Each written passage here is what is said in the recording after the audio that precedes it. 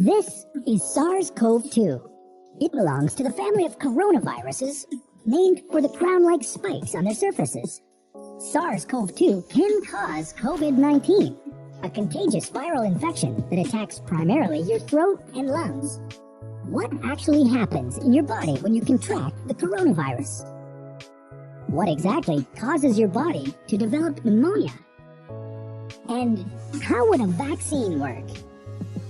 The coronavirus must infect living cells in order to reproduce. Let's have a closer look. Inside the virus, genetic material contains the information to make more copies of itself. A protein shell provides a hard protective enclosure for the genetic material as the virus travels between the people it infects. An outer envelope allows the virus to infect cells by merging with the cell's outer membrane. Projecting from the envelope are spikes of protein molecules. Both a typical influenza virus and the new coronavirus use their spikes like a key to get inside a cell in your body, where it takes over the cell's internal machinery, repurposing it to build the components of new viruses. When an infected person talks, coughs, or sneezes, droplets carrying the virus may land in your mouth or nose and then move into your lungs. Once inside your body, the virus comes in contact with cells in your throat, nose, or lungs. One spike on the virus inserts into a receptor molecule on your healthy cell membrane like a key in a lock. This action allows the virus to get inside your cell. A typical flu virus would travel inside a sac made from your cell membrane to your cell's nucleus that houses all its genetic material. The coronavirus, on the other hand, doesn't need to enter the host cell nucleus.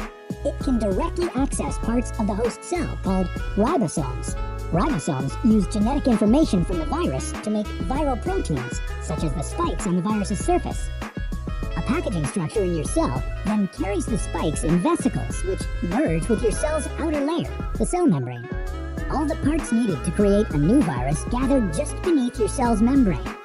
Then, a new virus begins to bud off from the cell's membrane. Now, with the virus spreading in your body, how can you develop pneumonia symptoms? For this, we'll have to look into your lungs. Each lung has separate sections called lobes. Normally, as you breathe, air moves freely through your trachea or windpipe, then through large tubes called bronchi, through smaller tubes called bronchioles, and finally into tiny sacs called alveoli. Your airways and alveoli are flexible and springy. When you breathe in, each air sac inflates like a small balloon. And when you exhale, the sacs deflate. Small blood vessels called capillaries surround your alveoli. Oxygen from the air you breathe passes into your capillaries, and then carbon dioxide from your body passes out of your capillaries into your alveoli so that your lungs can get rid of it when you exhale. Your airways catch most germs in the mucus that lines your trachea, bronchi, and bronchioles. In a healthy body, hair-like cilia lining the tubes constantly push the mucus and germs out of your airways, where you might expel them by coughing. Normally, cells of your immune system attack viruses and germs that make it past your mucus and cilia and enter your alveoli. However, if your immune system is weakened, like in the case of a coronavirus infection, the virus can overwhelm your immune cells, and your bronchioles and alveoli become inflamed as your immune system attacks the multiplying viruses. The inflammation can cause your alveoli to fill with fluid, making it difficult for your body to get the oxygen it needs. You could develop lobar pneumonia, where one lobe of your lungs is affected, or you could have bronchopneumonia that affects many areas of both lungs. Pneumonia may cause difficulty breathing, chest pain, coughing, fever and chills, confusion, headache, muscle pain, and fatigue. It can also lead to more serious complications. Respiratory failure occurs when your breathing becomes so difficult that you need a machine called a ventilator to help you breathe. These are the machines that save lives and that medical device companies currently ramp up production for.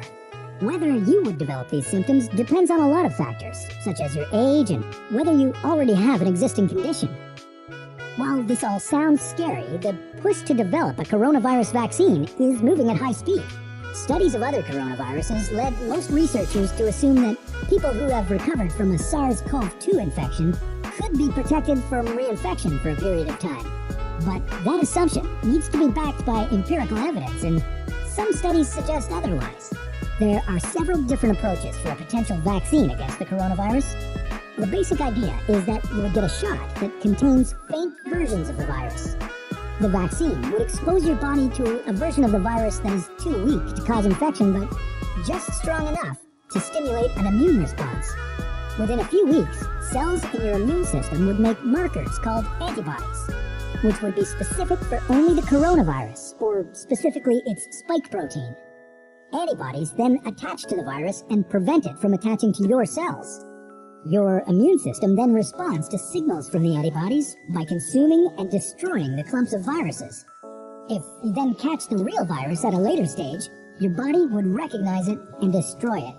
In other words, your immune system is now primed. Collecting evidence on whether this will be possible, safe, and effective is part of what's taking researchers so long to develop a vaccine. It's a race against time to develop a vaccine amid a pandemic. Each step in vaccine development usually takes months, if not years. An Ebola vaccine broke records by being ready in 5 years. The hope here is to develop one for the new coronavirus in a record-breaking 12 to 18 months. While all of this will take time, stay home if you can, to protect the most vulnerable. And don't forget to wash your hands for at least 20 seconds, and as often as possible. Now, what would happen if you didn't do that for an entire year? Well, that's a story for another What If. Hey there, Peter here. I'm recording this in my basement today as we continue to self-isolate, social distance. I hope you are too. We want to say a special thanks to Nucleus Medical Media today for those cool 3D animations. If you want to see more scientifically accurate medical animations, head on over to their channel. You can learn more about the human body, conditions and illnesses, and how we can treat them. You know, it's only science that's going to get us through this.